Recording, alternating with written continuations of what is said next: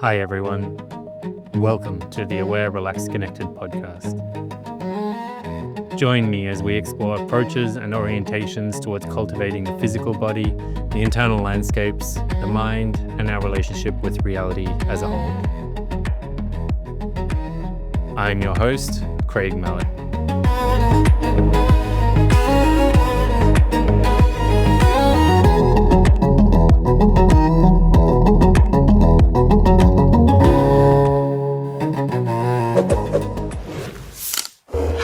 Welcome back to the podcast, everyone. It is Monday afternoon here, and I thought for this episode we would do things a little bit differently. Last few episodes have been some amazing interviews with some really cool people, but I thought I'd go back to kind of talking about my stuff and the way I see things rather than talking about to other people about how they see things. So this week we're going to dive into a Q&A. I've got a bunch of questions from people who follow along on the WhatsApp community. Thank you to all those people who left some questions. And I'm going to get into as much of that as I can this episode. And maybe if I go for a long time on a question or two, we can split it over 2 episodes or something like this. Before we get into that, I thought I would just do the good marketing thing and let you know what I've been doing. First of all, I just released a new online course about decompressing the spine. I had a lot of fun creating this course, and I'm very happy with the result. As with all of my work recently in the past few years, it is kind of using principles that I've learned along the way in a new way. So not necessarily the way I was taught, but rather framing some things I was taught in a particular way to emphasize the opening and releasing qualities. So this program will really go through the whole spine. It'll teach you how to draw the spine apart, how to open things up, how to relax through the spine, how to bend and wave and rotate. But it's also got some really, really crucial principles for internal work in there, namely how to release away from the center and how to release back towards the center, or rather the idea that you can release in and you can release out. So this is a really crucial principle, and it's in this program in quite a lot of detail. So I recommend, if you're interested in those kind of things, to grab the program. Besides the online courses, the practice of the week has been going strong, so you can get involved in that on my Patreon. For now, Patreon is basically just being like a place for the practice of the week. Once I've got the online courses a bit more steady, I'll be using Patreon a little bit more fully, I think, with articles and more regular posts and things like this. So stay tuned there if you can. All right, on with the questions. So let me have a look here. First question I have is from Aaron, and he wants to hear my thoughts on all things tension, especially in relation to releasing tension. Half of what I talk about, opening and releasing. And so he's saying he's an osteopath and I've got certain ideas about all of this. Wondering what I think causes tension in the body, what they're made up of, psycho-emotional, physical, biomechanical, and so on. So there's a couple of, it's kind of a big question, really. There are a couple of things to go into here, but besides all the normal things you get taught, we can think of tension from 2 perspectives. There's opening tension, which is where a connection gets made, but it gets made too forcefully or too rigidly. And I use this example of like spreading out the hand all the time, where the hand spreads out and the tissues kind of grab in reaction to the spreading out to the opening. But you also have a tension that's kind of like a yin type tension where stuff is just gathered together too much and isn't moving, which is also something to deal with in a different way. I tend to, in my experience, see tension come, at least bodily tension. I guess this could apply to the mind too, come in 2 layers. You've got like the shell, the protective layer of tension, which in my experience has all the yang qualities. It's the stuff that you can massage away, but it kind of pops back very easily. It tends to feel hard. It tends to burn when you work it. It has all of this fieriness to it. And so moving through that layer is something like melting steel. You've got to like stay in an exercise. And when an exercise has contacted a layer like that kind of shell type layer, it's just like there's the burn, man. We're going to stay in it. We're going to kind of melt our way through it. The second type of tension I call yin tensions are more like the problem that the shell was protecting. And these, in my experience, tend to have a more kind of swampy, dank, like juicy feeling to them, and they can feel really, really sketchy when you're in it. Generally, the shell doesn't feel sketchy. Like you can just work at it, and it can burn, and it's like, yeah, that's cool. It's difficult, it's intense, and all the rest, but it's not sketchy. Whereas when you get down into the yin type tensions, where they're kind of dank, they're gross, that for me is actually the site of the injury, and the shell is just working to protect that, to keep force out of there, because it's sketchy, because it's a bit gross. But it tends to have this kind of like dankness to it. It tends to have, like, when you can really get in there, of course, you try to go in there, and often it kind of shoots you out in a fast way, can fire the force you're trying to put in there somewhere else in the body very suddenly. But when you really get in there, it's gross. It's got this, yeah, dank swamp-like texture to it. That's really, really unpleasant. Um, so there's that particular idea I find interesting. If I'm ever working with something, and I'm feeling this like burny hard stuff, I know as that melts through, I'm probably going to find something a bit more gross underneath. I tend to find that the armor can come and go. That, when you work through that melted layer, if you don't work on the yin aspect that it's protecting, then that layer can just be back the next day. The yin layer, the dank gross thing, is the really hard thing to get into. That takes all the work, and in my experience, getting in there and starting to work it is actually what's going to bring resolution to the shell as well. So if you don't find that kind of core um, injury, that core dysfunction, that core dysregulation, whatever it is, and get in there, get all juicy with it, then it's very, very difficult to get the protective layer to stand down. Actually impossible.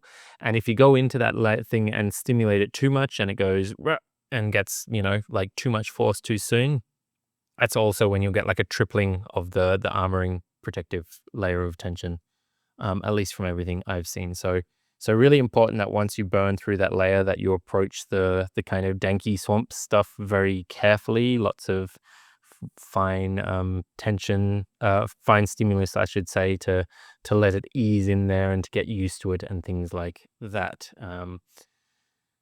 What else can we talk about here? It really, when you're talking about, is it spiritual, is it bodily, is it whatever, for me, this is a spectrum of all the same stuff. Like the body mind aren't two different things. They are really just one thing that, in its continuity, parts of that one thing act with more yin qualities, which would be the body, that they're slower, they have more clear structure, they're more like obvious, they're more manifest, they're more here in the world. And then you move out into the further into the mind, where it becomes more ethereal, like thought forms and belief structures and things like this. And that whole spectrum from thought with emotions and down into the bodily um, density, again, it's this kind of like singularity that, yes, might have gaps in it and might have disconnects in it, but it's all part of the same thing. It's just one side is more etheric and one side is more substantial. And like a web, tension appearing in any part of this can distort the whole thing. I mean, I'm sure people listening, especially if they're osteopaths like Aaron, will have seen these tensegrity models. If you haven't, it's worth checking them out, like fascial models and things. You can see with these models that if you distort one part, it distorts the whole thing. So I find that to be the case, that tension is kind of an expression of anywhere along this spectrum getting kind of stuck and not being in its regular cycle. So a cycle starts, say it's a contract relax cycle of a muscle. It starts, it gets some way through, something happens and it freezes there and it hasn't finished. It's either stuck, half contracted, half relaxed, whatever, but it's not moving anymore. It's not in a motion. It's not able to contract and then relax, contract and relax. Likewise, I have an emotion. The emotion starts. I start to feel angry. I've been told a million times that you shouldn't feel angry because you're a spiritual person and you're not meant to feel anger anymore. So I shut that anger down. That anger then is kind of bound in the system. It's a tension, and that tension is going to distort the rest of the system. Um, Release, in my view, actually just lets the cycle continue. So that's the same with a thought, right? Often we have thoughts that we might call conclusions. Oh, because that happened, this is the case. And when we hold on to the conclusion, no, the thought can't continue working. It can't continue being exposed to something new. There is an assumption there that it's like X and it can't be any other way. And so it kind of gets stuck. So when you release a belief structure, that thought can kind of finish being present, being active, and dissolve somehow. And you can have some space for some other thoughts to run. Even in today's world where like so busy, we don't let thoughts finish.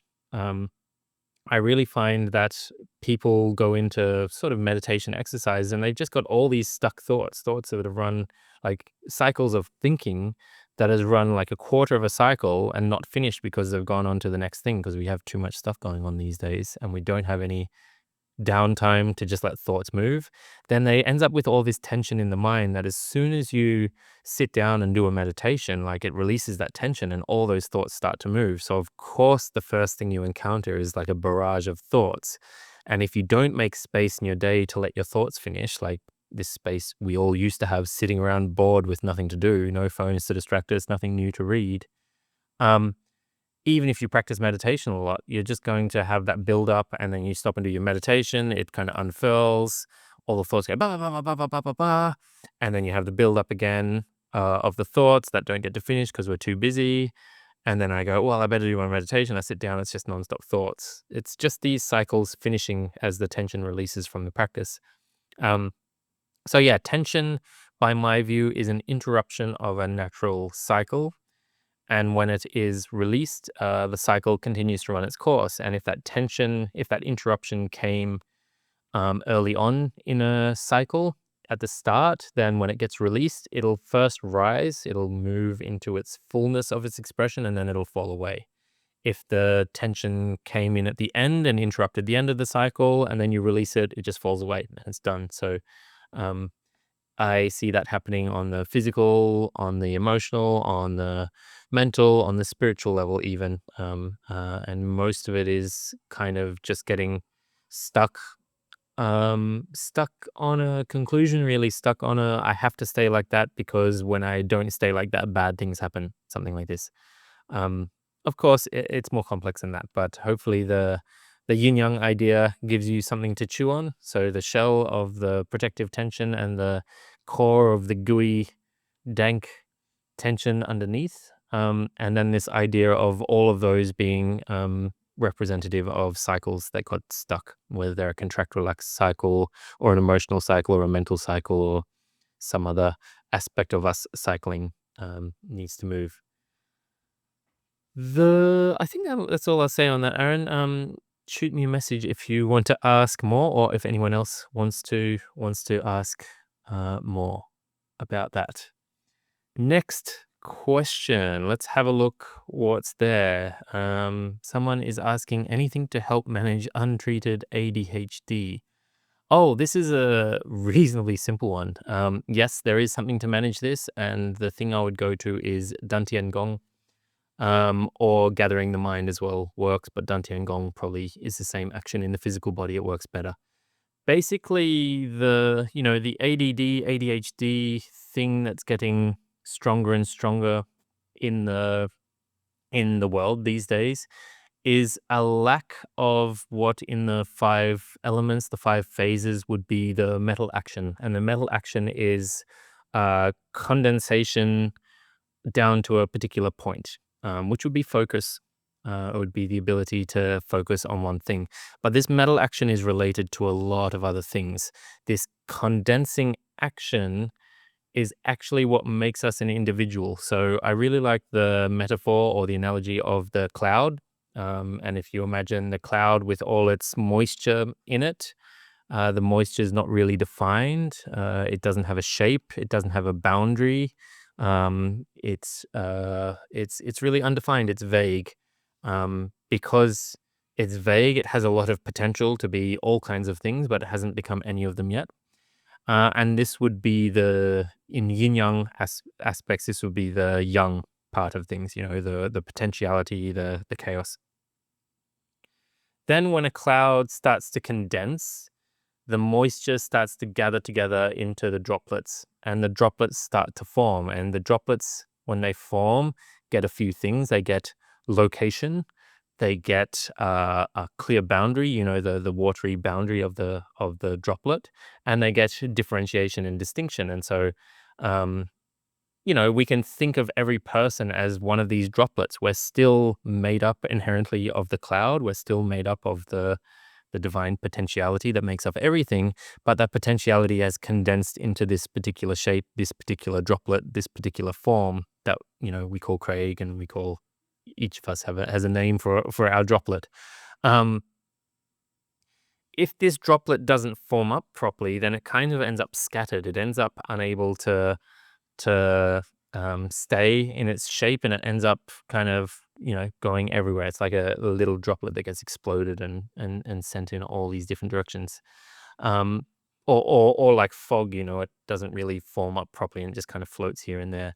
And so what we're seeing in the world today is like a really clear, at least from my perspective, clear lack of this condensing into an individual. We've all got such FOMO, such worry that we're going to miss out on XYZ, what the other people are doing, that we really can't condense up into ourselves. And social media is not helping because everything's comparative now. You don't just do what you do what you do, but you look at how someone else is doing that and they're doing it better. And oh God, I'm a failure. Maybe I should do it that way. And on it goes. If we train this action of condensing, you get a few things. In the Dantian, the Dantian Gong, it's the work on the lower center for those who aren't familiar. Um, Essentially what you're doing is you're condensing yourself into a density inside the deepest part of your physicality, which is the lower center, related to it's like the yin of the yin. Um, um, and this density gives you a few what look like superpowers these days, but are really just normal human expressions. But the main one it gives you is that you're very okay being yourself in your imperfect form, and you're very happy to make the decisions you make and make wrong decisions, because this condensation also gives you boundaries. It also gives you a sense of yourself, and it gives you energy. It gives you a fullness that doesn't exist when you don't have this condensing capacity. So ADHD is just that expressing in the mind. There's an inability to have the mind kind of condense on um, on any topic and stay there, condensed and still.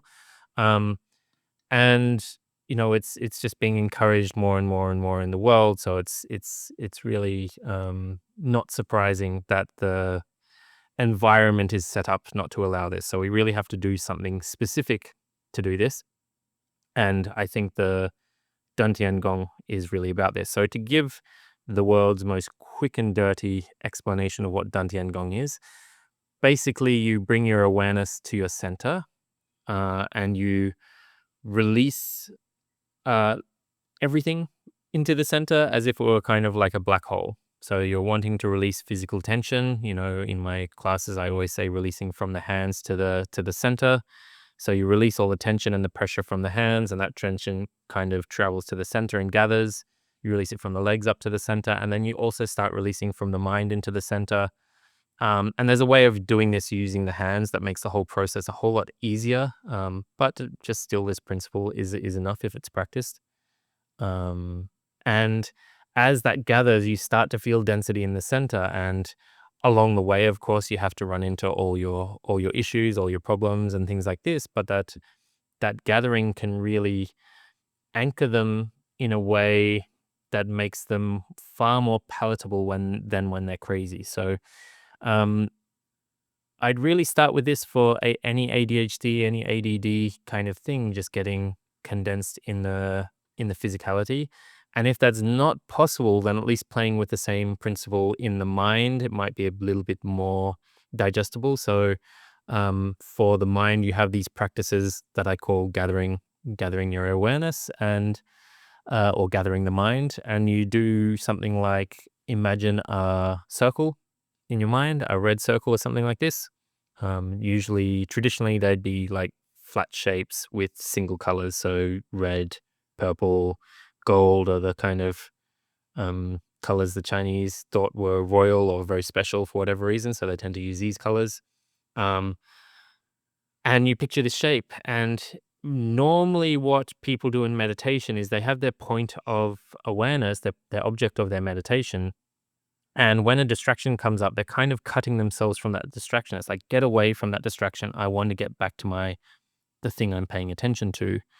And in doing this, we keep fragmenting the mind. We keep ungathering it. We take the part of the mind that's shaped as the distraction and we tell it to go away. I'm trying to get back to this other part of the mind that's shaped as the thing we want.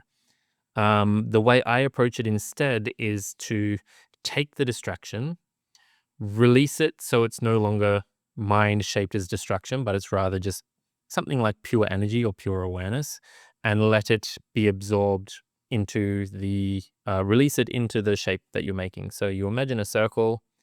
If you have a thought about the weekend, there's the thought, and you go, oh, okay, release that thought into the circle, and you let it merge with the circle. And then you have another thought about, am I doing this right? And you take that thought and you release it into the circle. And then there's something, in your body, it's bothering you, and you release yourself from that and come back into the circle. And over and over again, you practice this function of gathering the mind into one shape. And it's really important that the principle is that the mind is coming together. So as the hidden parts of the mind arise up as distractions, you release them into the circle. You don't cut yourself away from them and get back to the circle. That's really, really crucial. It's as if the circle becomes like a gravity well that's just slowly absorbing all the thoughts that are appearing. Um, and you just need to practice this as well. It takes a bit of time, but it works pretty well when you're set up properly. And the good thing about this is because you're considering it your mind and all the distractions as a part of your mind, if you get distracted by a longer distraction, it's actually not a problem because you can just take more of your mind because the mind's shaped up as a bigger distraction and bring it into this circle as well. And so you get more and more kind of interested in the big stuff that shows up. Not that you're doing it wrong, but actually, oh, there's another big piece of my mind that can then come into the circle. So you're going to want to practice this until you get really good at condensing the mind into an imaginary circle. You can play with more complex shapes later. I'd keep it simple at the start until you have the essence of the action of the release that lets the mind gather into this shape. And of course, once it's kind of working okay in the mind, you can then go back to trying to get it to work in the belly, in the dantian. So it's the exact same process. You put your attention on the feelings of sensory experience in the belly, felt experience only. We're not visualizing anymore, anything. And then anything you have that pops up, attention that pops up in the body, you release it into the belly. Attention that pops up in the mind, a distraction, anything like that, you release it into the belly. And you gather in the dantian in the exact same way as you were gathering in the mind just a moment ago with the drill I just explained. So these two principles are really what I would do. Again, it's a little bit contextual. Some people's minds are really, really super scattered and have trouble anchoring in the body. Sometimes it can be easier to get the mind together and then to take the same action down into the body. Some people need to just get out of the mind because it's too insane and into the body. Um, there's plenty of other ways of doing this, but I'm quite sure that if you could get regular practice of that, that would do a lot for ADHD. The next hard bit is actually doing the practice because often with ADHD, you get distracted and you forget to do your practice all the time. So you need to set up a routine. You need to set up a daily practice. Um, for this, I like to use a totem that you keep on you that's kind of annoying and it reminds you to do your practice. It's like a thing that's an odd shape that you maybe keep in your pocket with your phone or something like this. And every time you go to get your phone, it's like, oh, and there's that annoying object that's kind of stabbing into my leg and it's kind of in the way. And it's there to remind you, oh, I'm meant to do my practice. So you can use a little totem like that to help you do your practice.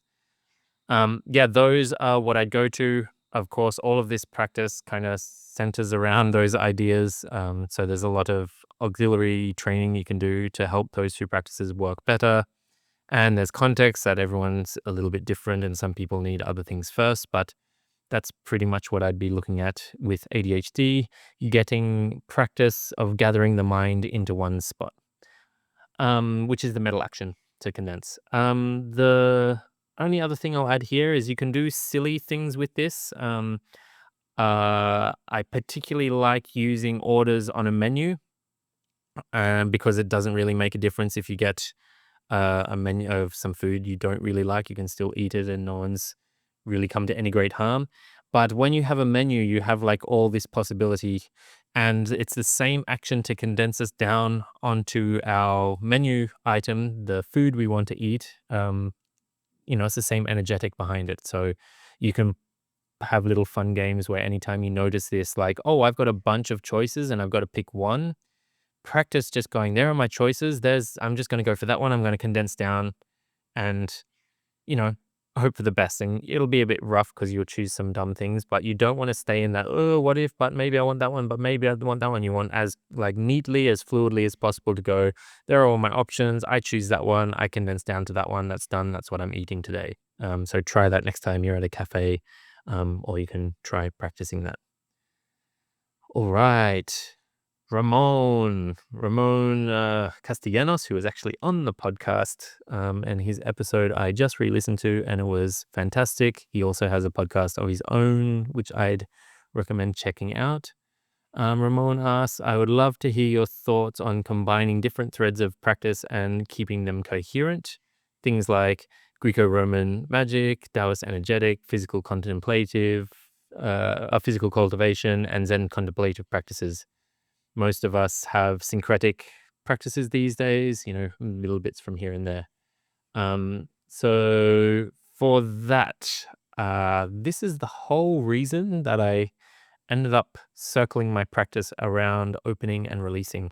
It's because I just had way too much stuff going on, and that way too much stuff was really becoming a burden. There were like 70,000 different things to explore, to get better at, to go deeper on. Which one do I do? And it kind of just was piling up and piling up and piling up. And it was actually becoming a stress for me. It was like almost not like quite a FOMO thing, but it's all like this to-do list. It's like, oh, but I've got to get to that, but I've got to get to that.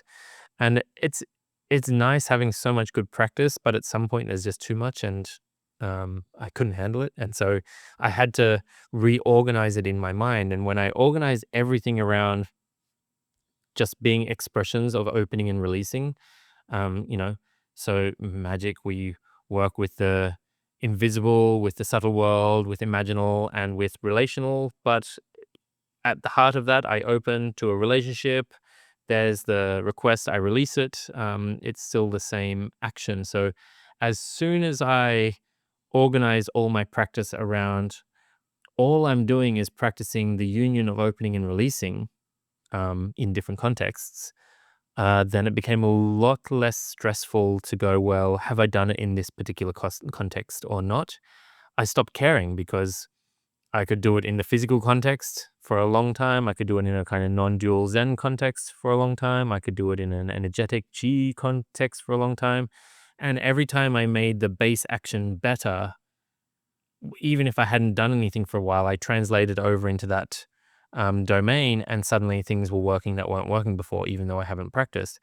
Because what I'm practicing is what I see as the underlying function of all of it, at least in the way I approach it. So, yeah, I really use that to help keep things coherent. So now if I sit down and I do an imaginal process, it's like, oh, that was still opening to a certain part of the human faculty, which is the imagination, still releasing a lot of conclusions and held ideas about what imagination is and how it can work and what's possible.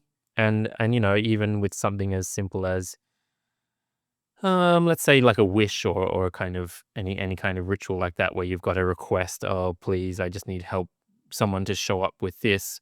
Those things tend to work better when you open up all your connections. So here I am, I'm going to open up my connection to the subtle world and to the imaginal faculties and all of that.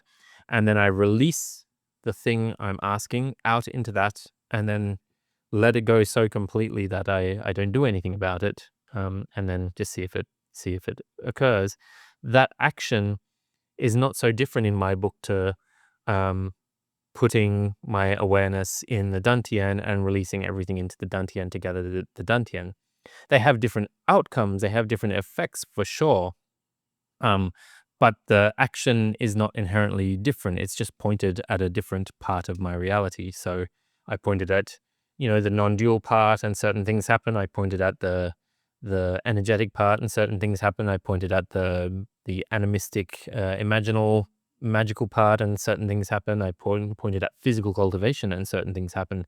And so I've made it about just getting this process working as clearly as possible. And that really helps me not stress about the fact that I might not have done a particular practice for a while. It just lets me like explore on my own terms, in my own time, that action. And at least so far, so good. It's working really, really nicely for me. There are certain things I haven't practiced in ages, and I play with them every now and again, and they're just working better and better and better. And it's just taken a whole lot of FOMO stress out of my life by doing that. Yeah, so I hope that helps. That's kind of how I combine it all, by looking at the underlying essence that is common to all of those various practices and focusing on the essence rather than being too caught up in the context that the essence is expressing, because there are obviously almost infinite contexts, right? I could also take the same thing into music if I really wanted to explore that way, and to cooking and art and all these other places. And, if I keep piling that on as to-do list, it's going to get even more hectically stressful. So I just take all of that away in my mental framework. Of course, I'm still practicing lots of different things, but in my mental framework, all I've got is opening and releasing, and then the particular context. And that's what keeps it all united, keeps it all coherent, and keeps me kind of on track. Um, any other questions? Um, there is a book recommendation I won't go into at the moment. Soishi, who is also on the podcast. Soishi says, and I think this might be, let's see if how I go with this one. This might be the last question for the episode today, and then I'll see how I go. Then I might be able to get through the others. Soishi says, would love to hear you speak about the relationship of different emotions to their respective organ. All right, we can definitely talk about this. The comes back to this 5 elements idea that I mentioned earlier. I was talking about the metal element.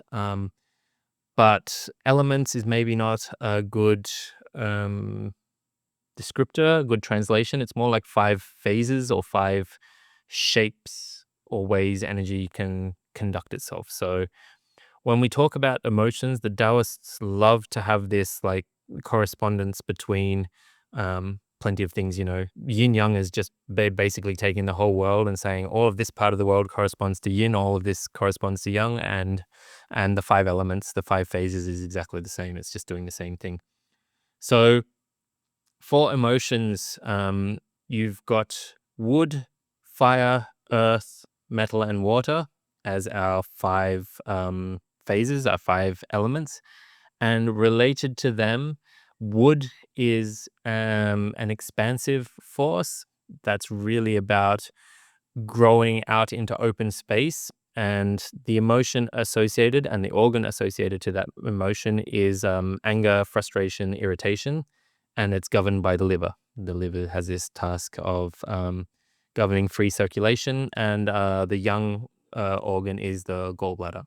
So wood is really about this bigger picture in your life, this like expanding out to see things from really far away. But it's that expansion is also what brings us growth. It brings us our life path. And when we don't feel like we have the space to expand, we want to do, I don't know, I want to sell ice cream, but I don't live in a world where ice cream selling can actually earn me a living. And that's really frustrating. And so you get this like frustration that comes in tension or a wall that prevents you expanding the way you wanted to, prevents you growing the way you wanted to grow. And this generates this friction between the attempted expansion, the attempted growth, and the inability to grow is what creates kind of irritation, that gets frustration, that gets to anger, and it ends up with this kind of fight with the world. I really wish the world was other than it is, and so I could grow in the way I want to grow. So I could pursue the things I want to pursue and be in the world the way I want to be in the world, not held down by the man or whoever else, you know. So that would be that. Oh, hi, Scouty. Scouty's right on time, just being cranky that there is other animals existing at the back of our house, just showing off the liver and the frustration. Thanks, Scouty. Um, so that would be liver. Then you have fire, which is related to the heart. The heart is really to do with the spark of joy, the love and compassion you have for your life, the enthusiasm you have to engage with your life. And when the heart fire goes uh, imbalanced, you get a kind of manic depressive thing. They translate it as joy, but it's really like pathological joy is more like mania, more like when you flip between having to be so happy and then you have the crash and you're like really depressed. People who insist, no, I've got to be happy all the time and pretend to be more happy than they are. This is when the heart fire is really having problems. Um, the enthusiasm for life has an enthusiasm for life kind of as it is, not and in a kind of over exaggerated way. You don't need to ham things up and make them more enjoyable and always be doing exciting things. When the heart fire is low, uh, this is can be what you go towards, a kind of mania that can go towards extreme sports and high risk and needing to feel something to feel alive. I'll do all this high risk stuff. I'll be do crazy stuff just so I feel alive, and that's the heart fire really wanting to be fed and maybe not being fed. um, and then if that still doesn't suffice, then you have the crash where you go into like a deep depression where you have no enthusiasm for life, no enthusiasm to get up out of bed and do anything. It's just like, what's the point? Life sucks. And there are other depressions that can come. There can be a depression that comes more from the frustration aspect. It's not that you're not enthusiastic, but you're getting stopped all the time. That's more like a wood type depression. Whereas the fire type depression of the heart is really seriously like you've just lost interest in life. Obviously, that can go really bad if it gets out of it. The heart tends to not go out of balance before all the other organs anyway, so it's really in the center. Um, then you've got earth, which is related to the spleen stomach in the Taoist medicine, and the intellect. And they talk about the emotion being worry. It's more like overthinking. It's more like excessive cognizing about anything. So you can actually unbalance the spleen just by studying too much. If you're constantly in like academia and studying too much, that's the same kind of thing. It's just like too much information being digested can upset the spleen stomach. And of course, that too much information gives a bit of a like, oh God, yeah, but that, and then I've got to also consider that, but I've also got to consider that, and I've got to consider this, and but that person said that. That's the kind of tone of the spleen stomach on overdrive, on the worry. And on the flip side, it can go into a real, also kind of like a foggy, the mind doesn't work properly. I don't really have any clear thoughts. It's incoherent, this kind of thing. And the spleen stomach is directly related to digestion as well. So you can think of the action of the earth here being to do with assimilation or absorption. When we have information come into our mind, we've got to kind of chew on it and digest it until we understand it. We've got to think about it a certain amount of times, and then that information will come into the mind. It's the same when we take food, we eat it, we've got to chew on it, we've got to digest it, and then it becomes part of us. So it's really about this taking something that is not us and making it part of us. And if that's not happening clearly. The earth is also there to hold and transport and a bunch of other things like this, that if that process isn't working clearly, then I end up not digesting my thoughts, not digesting my food. The thoughts go round and round and round and round and round, without end, and you end up over considering, overthinking everything. And earth in its bad form kind of just gets you stuck. It's not moving. You're just there turning around on the same thoughts. Yeah, but just to play devil's advocate, yeah, but that's when the earth is really, really stuck. Yeah, but is when the earth is super stuck. And the emotion there would be, they call it worry, but it's really this overthinking or stagnant thinking. Next, we have metal, which is related to the lungs. And I talked about this condensing action of metal earlier. And the emotion associated with metal is grieving, melancholy. When we go from all this potential and we condense down into one thing, part of what happens in that condensation is we have to let go of all the other possibilities. We have to let go of any other possibility. If going back to my menu choice, if I choose a particular item on the menu, it means I can't have the other items. I can't have the steak and the burger. I have to pick one, or maybe if you're vegetarian, the salad or the soup. I don't know, something like this. You've got to pick one, right? You've got to go for one, and because you go for the one thing, you've got to grieve the loss of the other in some form or another. And so that kind of letting go of possibilities is our normal grieving process. And when we don't let go, we tend to have more of this like unnecessary grieving where you have a loved one pass, but you really don't want to accept that they've passed. So you hold on to them as if they're still there, but they're gone. The grieving process is actually that accepting of letting go, accepting of the manifestations as they are, accepting of how things have shaped up. So any given moment, we've got a field of infinite potential shaping up into this moment. Right now, this moment is shaping up into me sitting here recording this. And for it to be like that, it can't be any other way. It can't be shaped a different way. And to let go of all those other possibilities allows you to actually condense down into this moment very, very clearly. And it makes this hyper clarity. But if I refuse to let go of all the other possibilities, I end up in like a perpetual grief, a perpetual melancholy. I'm so sad that I can't have this other possibility. I really wish it was there. Um, which comes from a holding on too strongly. And again, the metal, that condensation, that holding on, um, it can also condense on the stuff that isn't here. So you can hold on to like ideas or thoughts or notions and stuff like that, um, which doesn't usually go well. It makes the grieving process a lot worse.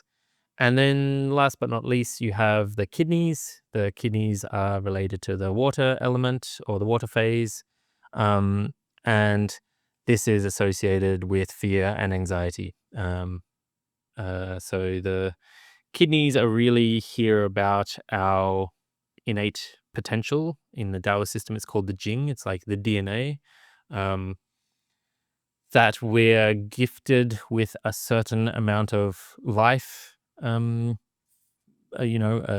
got this notion of like a countdown timer. I have however many days of my life, and within the Jing is like the DNA. It's got like the code for our potential, the same way that an acorn has the code for an oak tree um, in it. And if it's planted and if it's nourished right, it can grow into an oak tree. But we have this timer, and we have this timer that's like really like counting down. Our mortality is bearing down on us. We only have so many years left, or days, or maybe even hours, who knows. Um, and inside this little Jing DNA packet that we were born with is like something that wants to realize itself, something that wants to come into manifestation, something we're here to do. And the fear is there to remind us that we don't have time to do not that. We're afraid that we won't get our stuff done before we die, what we're here to do. Um, and the fear associated with the water really has this sense of like, a spring turning into a little trickle, turning into a creek, turning into a river, and then going out in the ocean, and the ocean gets deep and down. And so it has this kind of sense of progressiveness about it, of kind of moving through stages.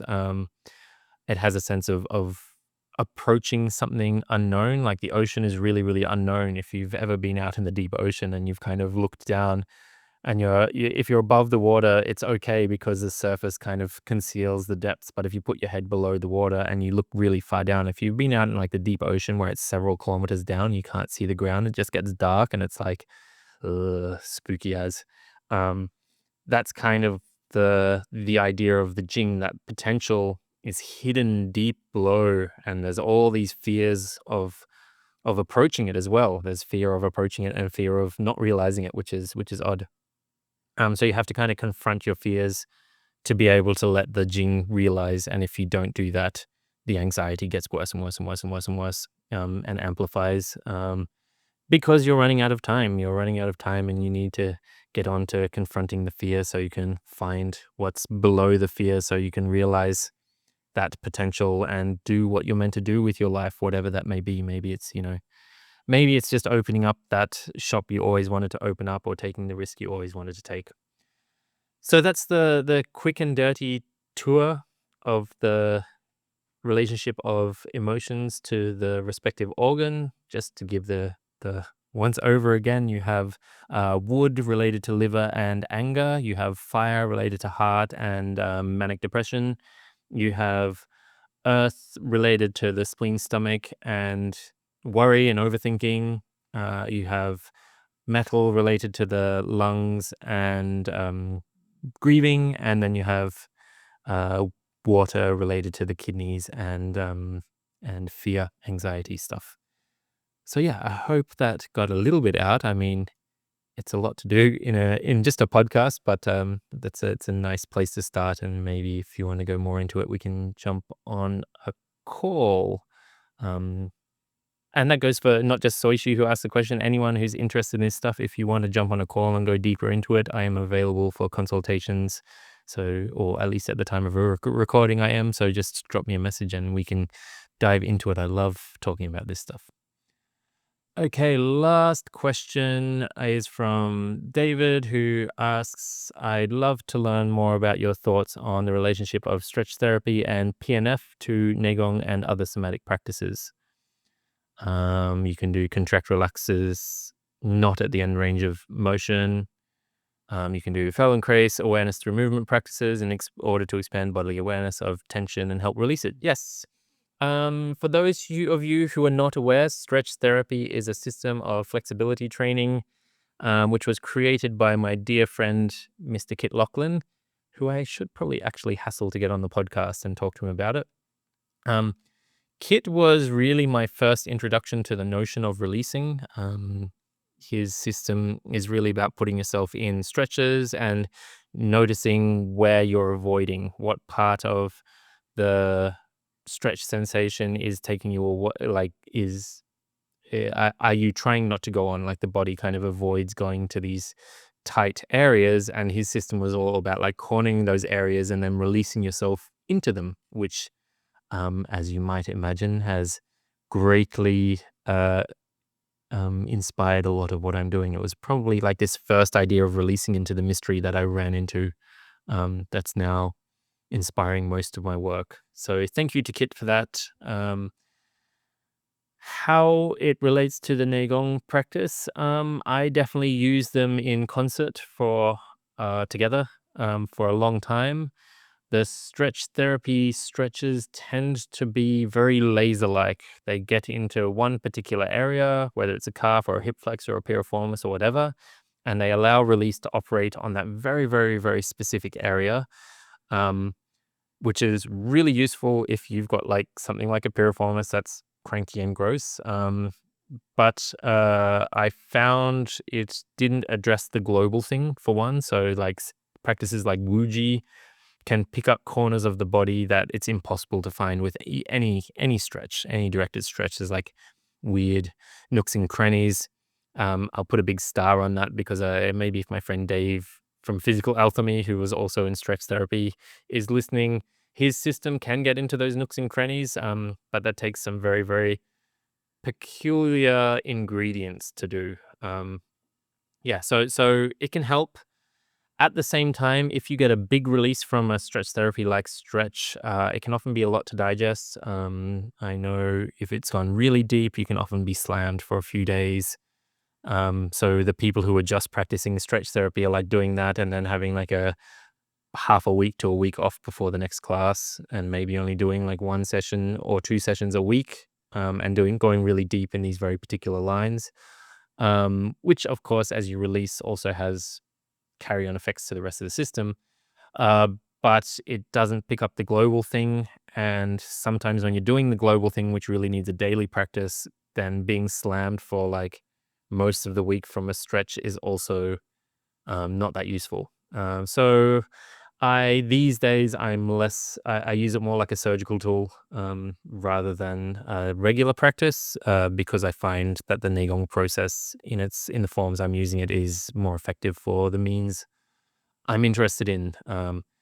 That being said, if you're interested in injury stuff or quick resets, like the amount of times I've had people come to me and be like, "Oh, my back's sore," and it's like 2 minute hip flexor stretch on each side with a good partner, releasing down through the hip flexors and psoas, and suddenly all the back pain's gone away and it doesn't come back. So I've been in a fair few workshops with Kit where him and his wizardry, they've just like gone through a bunch of people who've been holding chronic tension in one part of their body, and he's just like, that just needs a stretch, and released it, and the person is just like, oh my god, I thought that pain was here for with me for the rest of my life, and you've just dissolved it in the space of 5 minutes, and they've been all in tears. And this is a something that half the class can experience.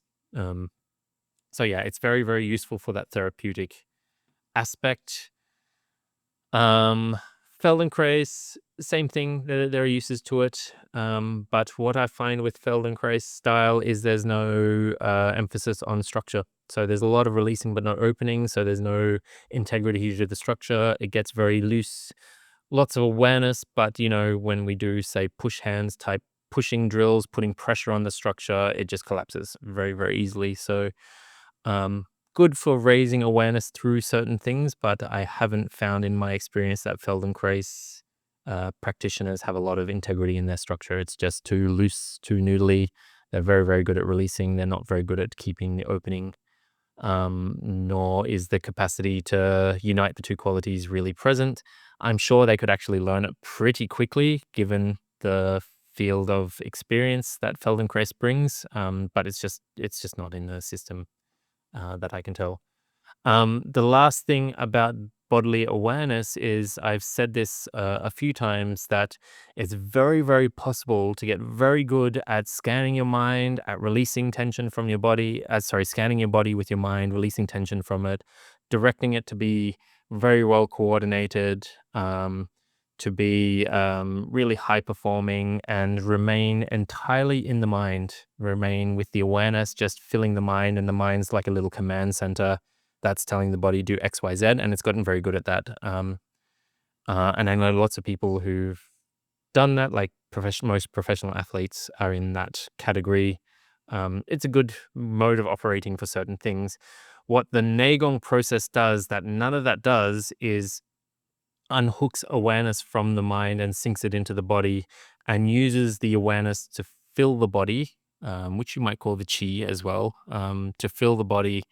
Um, to the point that it's full and has integrity. So it's no longer loose. You meet Neigong practitioners and you try and push them over and they just don't move, and they're not fighting you, but they're so full it's like pushing on a tire, like a car tire. It's just super, super fullness and they just don't budge.